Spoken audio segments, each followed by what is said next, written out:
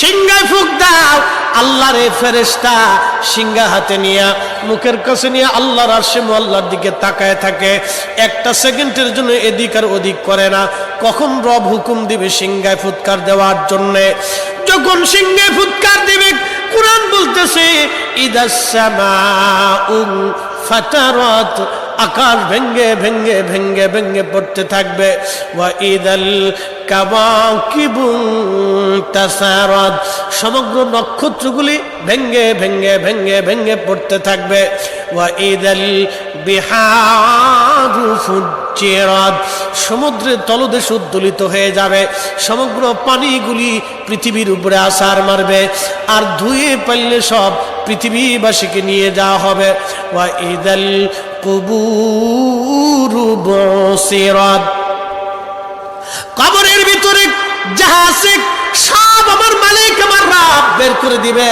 কবর থেকে মানুষ বের হইয়া সেই দিন হাসরের ময়দানের দিকে দৌড়াইতে থাকবে, সবাই উলঙ্গ থাকবে, কিন্তু আমার নবীকে আল্লাহ ৭০,০০০ ফেরেশতা বেষ্টন করাইয়া জান্নাতের পোশাক পরাইয়া মহাসম্মানে ফেরেশতারা মিছিল দিয়ে দিয়া আমার নবীকে হাসরের ময়দানে মাকামে মাহমুদে বসাবে। একবার জোরে বলা যাবে কি আল্লাহু আকবার। বাজান মুসলমান, খুব মনোযোগ দেন।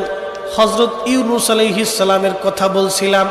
মাছের পেটের ভিতরে ইউনূস, চিন্তা করলেন মরে গেলাম না বেঁচে আছি, লাড়াচাড়া দিয়ে দেখলেন না বেঁচে আছি, দাঁড়ায় গেলেন খোদার পয়গম্বর, দাঁড়ায় দিয়ে সেজদার মধ্যে পড়ে গেলেন।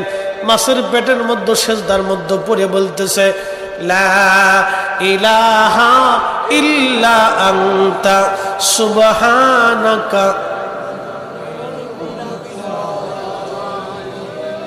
বিপদের দোয়া, কঠিন মুসিবতের মধ্যে যদি পড়ে যান তাহলে খতম ইউনূস এই দোয়াটা খতম দিতে থাকবেন।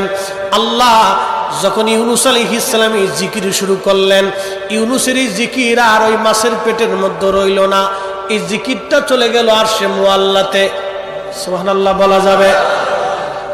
আরশে মুআল্লার পাশে এই জিকিরগুলি চারপাশ দিয়ে ঘুরতেছে।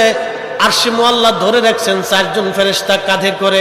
এই ৪ জন ফেরেশতা আল্লাহকে ডাক দেবে, বলে রব আপনার বান্দা ইউনূস তিনি জীবনে ভালো অবস্থায় থাকার সময় আপনার জিকির করেছে, আজকে সে মাছের পেটের ভিতরে পড়ে গভীর সমুদ্রের মধ্যে আপনার জিকির করতেছে। আল্লাহ ইউনূসের জিকিরের আওয়াজ আরশে মুআল্লার চারপাশ দিয়ে ঘুরতেছে। আল্লাহ আপনি আপনার ইউনূসরে মাফ করে দেন।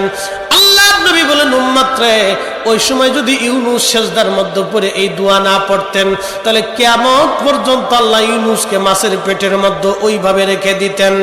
হযরত ইউনূস ওই সময় জিকির করতেছিলেন। এমন সময় ইউনূস আলাইহিস সালাম ডাক দিলেন, হে রব সমুদ্রের ভিতর থেকে আপনার জিকিরের আওয়াজ আসে, সমুদ্রের ভিতরে আপনার জিকির করে কে? আল্লাহ ডাক দিয়ে বলেন, ইউনূস তুমি সমুদ্রের ভিতরে জিকিরের আওয়াজ শোনো। সমুদ্রের পানি আমার জিকির করে, সমুদ্রের কঙ্কর আমি আল্লাহ জিকির করে, সমুদ্রের পাথর আমি আল্লাহ জিকির করে, সমুদ্রের বালুকণা আমি আল্লাহ জিকির করে, সমুদ্রের মাছ আমি আল্লাহর জিকির করে, সমুদ্রের শ্যাওলা আমি আল্লাহর জিকির করে, সমুদ্রের নিচে গাছ আমি আল্লাহ জিকির করে, সমুদ্রের নিচের পাহাড় আমি আল্লাহ জিকির করে। ওই জিকিরের আওয়াজ ইউনূস রে তোমার কানে লাগতেছে। আল্লাহ আল্লাহ ডাক দেখে ইউনূস রে, সমুদ্রের ভিতরে এমন কোন প্রাণী নাই যে প্রাণী আমি আল্লাহ জিকিরে না করে। একবার জোরে বলা যাবে সুবহানাল্লাহ। ইন্নাল্লাহা ওয়া মালাইকাতাহু ইউসাল্লুনা আলান নবী। আল্লাহু আকবার। আমি বলি নাই, কোরআন বলে নিশ্চয় আমি আল্লাহ এবং আমার ফেরেশতারা আমার রাসূলের উপরে দুরূদ আমরা পাঠাচ্ছি এবং আগামীতেও পাঠাইতে থাকবো। এখন ফেরেশতারা তো দুরূদ পড়ে, আমরা দুরূদ পড়ি, কিন্তু আল্লাহ তোর দুরূদ পড়ে না। তো আল্লাহ কি করে জানেননি?